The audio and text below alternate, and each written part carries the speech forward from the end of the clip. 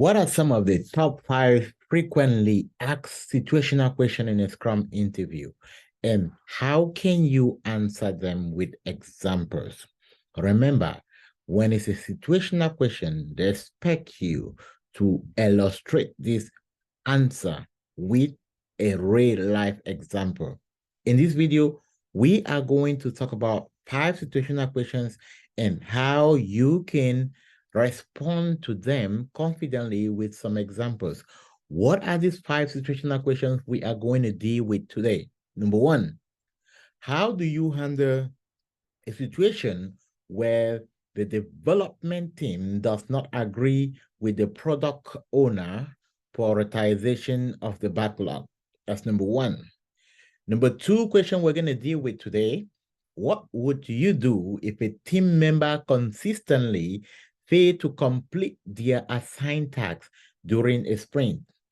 Number 3, we are going to respond to the question: how would you handle a situation where the product owner continuously add new features to their backlog during a sprint, causing disruption to the team work? Number 4, what would you do if a stakeholder requested a change to a feature that was already in development during a sprint? And number 5, how would you handle a situation where the team is struggling to deliver the sprint goal due to unforeseen technical challenges or dependency? All right, so there is a lot to handle in today, but before we go ahead, welcome to the Scrum chat room with Dr. Francis Mbunya. If you're new here, hit the subscribe button because I am committed to bring you value that we draw you closer to your agile journey. For those who need help and want to close that gap in the market, we are opening up to get you in a real and practical environment where you don't just only do Q&A, but you have an opportunity to be part of a Scrum team and this build your confidence towards landing your first job as a Scrum Master. And of course, we always running certification training. Okay, without wasting much of your time, let's get into the business of today. The first question: how do you handle a situation where the development team does not agree with the product owner prioritization of the backlog? Okay, now responding to this question, it's in 2 dimensions. Number 1, they want to understand if you understand what prioritization is all about. And number 2, they want you to give a scenario on it. So the way I will respond to this question, thank you very much for this question. Now, in a situation where the development team doesn't agree with the product owner, I already see a discrepancy in collaboration. What happened in my environment is that we have a backlog refinement meeting where the backlog is continuously refined. Now, the product owner in my team has the sole content right and is the person collaborating with the customer and know exactly what the customer needs. So normally it's not a place of the development team to decide how the backlog will be prioritized. Now, the development team can collaborate with this. In a case where the development team in my organization is not clear about the prioritization, we bring up suggestion to the product owner, and the product owner can only adopt this suggestion if the customer agreed on it. Remember, Agile is a customer-centric approach, and we don't just go because of technicality, we also go because of how the customer wants us to deliver the increment. So I have not really had a scenario where there is a big disagreement in my team between the prioritization technique or the prioritization approach of the PO and that of a team. But in case this happens, what I'm going to do is I'm going to facilitate a conversation between the development team and the product owner and ensure that the product owner can throw more light into the rationale of this facilitation and help the team understand why it needs to be prioritized this way. So remember, this is a scenario where you cannot say, oh, I have had this scenario before, because the development team is not responsible in prioritizing. The product owner is the sole person responsible in communicating with the stakeholders and then informing the prioritization. In a case where there might be a misconcept, it might be that maybe the product owner is not communicating effectively with the stakeholder, which as a Scrum Master, you can facilitate this conversation and understand exactly what is the problem. Now, let's move to the second question. The second question says that, what would you do if a team member consistently fail to complete their assigned tasks during a sprint? All right. So, two ways to approach this question. Number one, you want to start by analyzing what might be the problem. And number two, you definitely want to give a scenario that you address when it happened, which I'm going to do in this question. So this is how I'm going to respond to this question. Thank you very much. If developers do not or consistently fail to complete the assigned tasks during the sprint, I am suggesting that there is something wrong with the developer.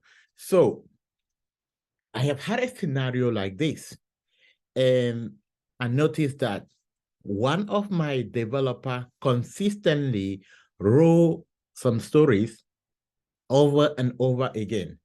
And I did a couple of one-on-one follow-up with them.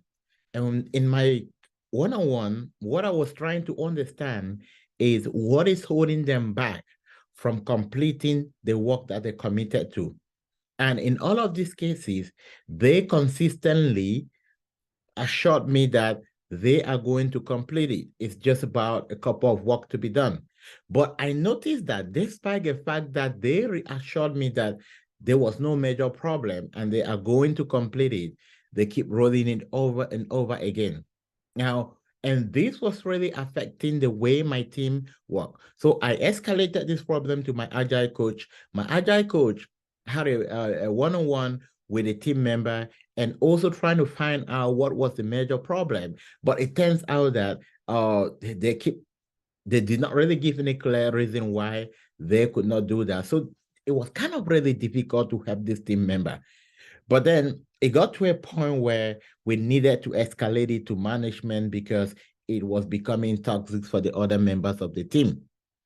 And when management came down to me and asked if I could show them the evidence that I have been collaborating with this team member to find out what was going on, and I was able to share some of our conversation we had in our teams on how these team members have responded and the number of times I've been able to follow up. And I also show them all the time when I have a conversation with this team member, I always document in the comment section of the story that the team member has agreed to complete by this period. So with that, management also had a session with them and gave them a couple of time, but it was evident that something was wrong and they were not willing to open up for anyone to help them. So management has to let them go. So in a scenario where the team member collaborate, what I definitely do in most of the cases is to be able to redirect them, be there for them, help them. If they need some constant follow-up and reminder, then I'm going to be there for them. Another example I had, which was not an extreme example, I had one of my developer who was actually going through some challenges. Then when I did a close follow-up with them, I realized they were having some challenges with their head. So sometimes they really find it difficult to really complete their work on time.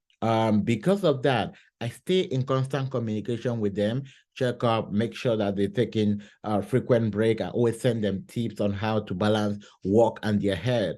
And because of that, the support they got from the team, they really bounced back and they were able to recover on time. So just the love, the fair within the team was enough for them to stay up. So this is how I've been able to handle such a situation in my team before. Right. Let's go to question number 3. So the question number 3 says that, how would you handle a situation where the product owner continuously add new features to the product backlog during the sprint, causing disruption to teamwork? So for this question, the first thing to understand is that it's not advisable to add scope during the sprint, because psychologically you agree with me that when someone bring work out of a sudden when you're already focusing on something, it's a bit disturbing, which is the reason why it's advisable not to add work in the middle of the sprint. Okay, so I'm going to give you 2 scenarios. One where it's possible, and the second one where coaching might require. So thank you so much for that question. Now, I had a scenario like that, but then the reason why scope kept on changing was because we were working on an MVP and the requirements were not so clear. And in most of the cases, since the requirements were very volatile and changing constantly, I had to mentally prepare my team to understand the situation that we were still collecting new requirements from the customer. And because it was a new product and much clarity wasn't really there, there are bound to be a lot of changes. And my team actually understood exactly what was going on. So in this case, they were prepared to shift around things in most of the cases. But one thing I also did at that moment to ensure that we had a bit of stable forecast in the future was that I had frequent meetings with my product owner to find out if they're having some new requirements, if they're expecting any changes in less than no time. In that case, I always kind of kept encouraging my team and staying in communication with them to expect a couple of changes. And just this awareness kind of really kept them balanced. All right. So the second scenario, now, if the product owner keep changing requirement in the middle of the sprint without informing the team member, which is a situation I've definitely not handled. But then this is what I'm going to do in this case. Now, the first thing which I suggest this might be happening, I see that there is not clear collaboration between the stakeholders, the PO, and the team. So because of this, we do not expect, we're not aware of what changes are really coming in. And this can really disrupt the team. So one of the things I try to do to avoid a scenario like this is I work with the product owner and ensure that most of the time we plan our sprint 2 level deep. And also I create an extra session with the PO just to have a conversation. Where can I help? Is there our backlog is intact? Is there any way I can step in and help? So just this mutual collaboration in most of the environment that I have worked have been able to really create a balance where we have not seen so many changes, we have not seen so many anti-patterns, just because I try as much as possible to use my communication ability to balance any challenges that might be coming our way. Okay, so one of the things you're going to notice the way I answer is that there is no unique right answer.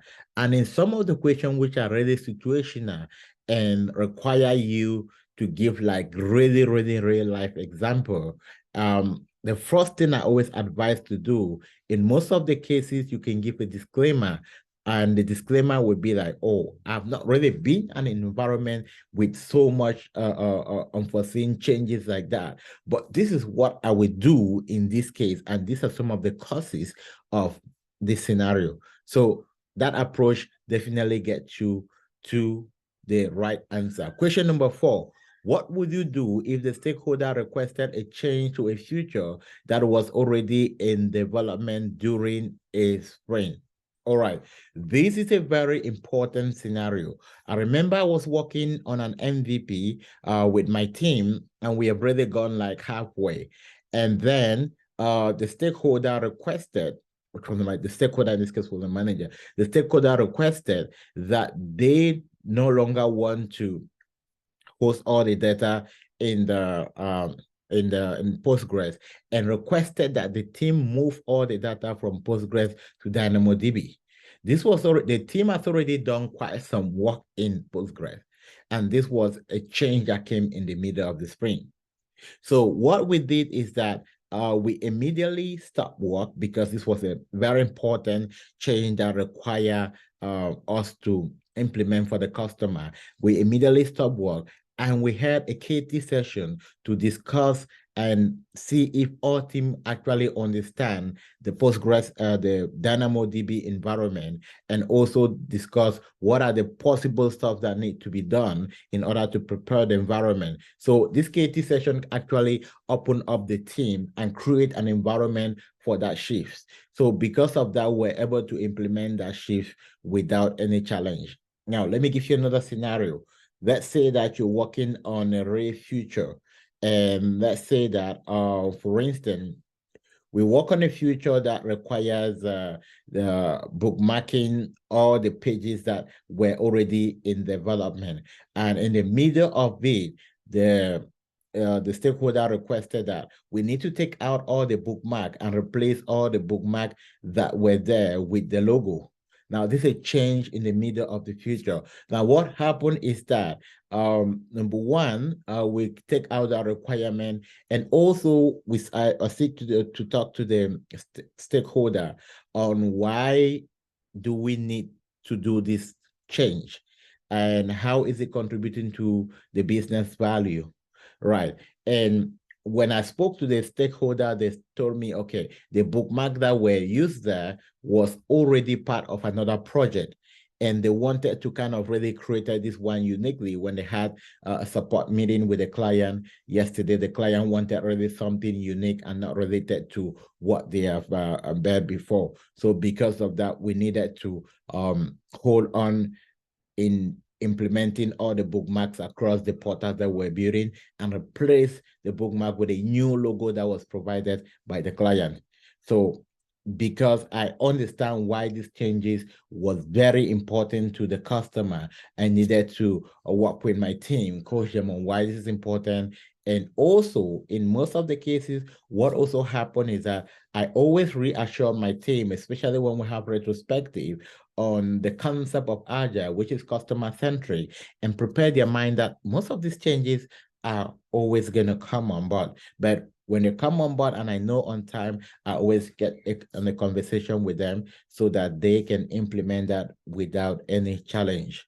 Right. So couple of stuff to note about this question. The first thing is that you educate or you seek to understand why is this change. And then if the change is important, yes, we are going to do it. What we simply do is that we reprioritize our backlog.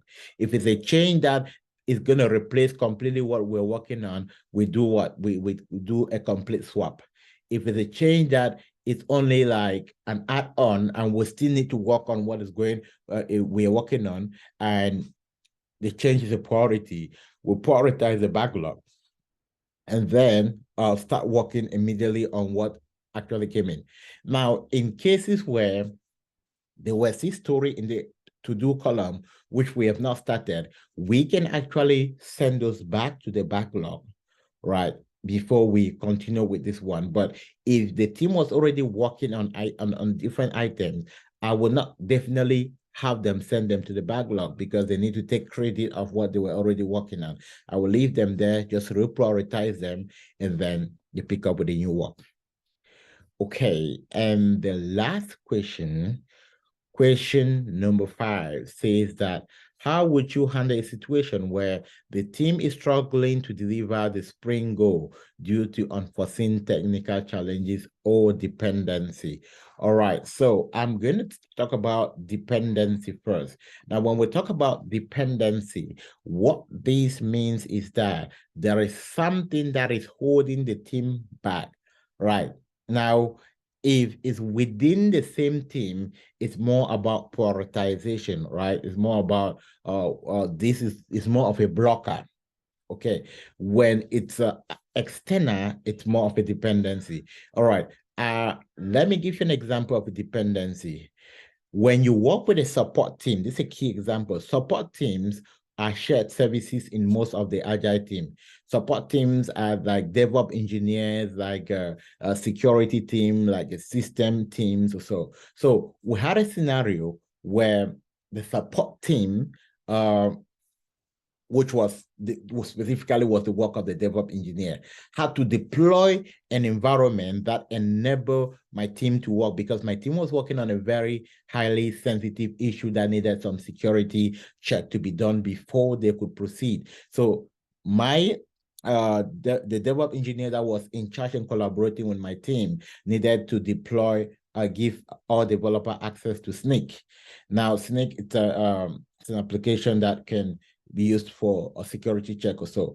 But then the DevOps engineer was swarmed with work because other project had to go on releases and they were really swarmed with work on that project.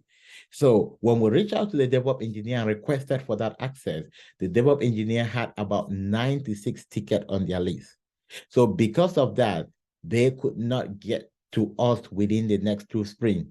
But then we kind of prioritize the backlog and then kind of see that this is going to take us a very long time. So escalated to my manager, explain the situation to my manager. And because we also needed to do our own release and do MVP presentation to our customer, the manager also went ahead and escalated it up. And a DevOps engineer was deployed from another branch to specifically come in and support our team to ensure that all the developers have access to Snyk and we're able to complete the story on time. All right, so the other scenario I had about a dependency that actually slowed down my team, I had 2 team members that were working from India. And then they were unable to connect to the VPN of the company, and because of that, there were certain applications that they could not have access to because they did not have secure connection. So what I did is that I escalated this to my manager. I actually slowed down our work for about a sprint because most of these developers now could not work on security ticket or ticket that require any security access. So I escalated this to my manager. My manager immediately contacted the collaborating headquarters in India, and they had new laptop sent to these team members. Within 1 week, they were able to get it and reset it. And it actually slowed down our work, but because of that intervention, it got us very close to completing the work. So in a nutshell, the way I handle dependency is about strictly communicating, documenting, and following them up and make sure that they are addressed on a timely manner so it doesn't limit our work. All right, so those were 5 situational questions. But then if you're interested, not just to listen to this situational question, but to be in an environment where we have several teams collaborating and you can actually see some of these challenges while you are preparing for your interview, go ahead and check the link below and sign up for our community of practice and our interview preparation.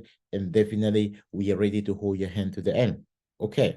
Thank you very much, and I see you in the next video. Don't forget to like, don't forget to drop a comment, and don't forget to subscribe to my YouTube channel.